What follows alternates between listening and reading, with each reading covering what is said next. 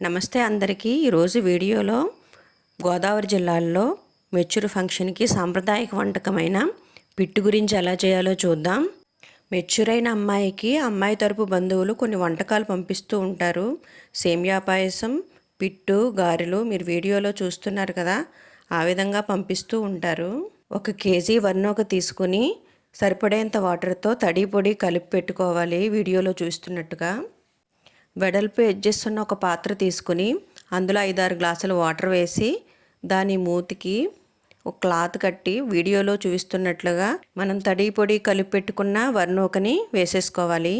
దానిపైన ఒక ప్లేట్ బోర్లించాలి.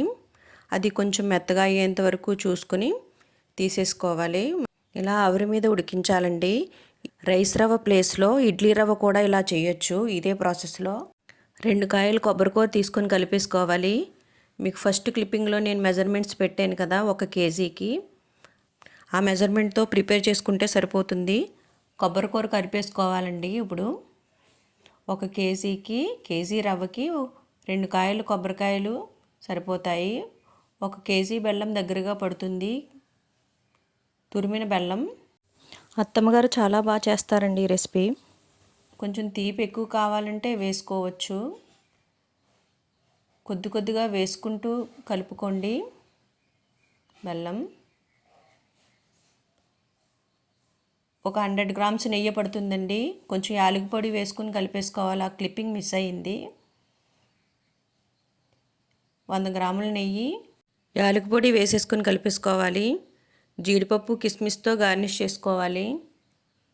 చాలా బాగుంటుందండి టేస్టు.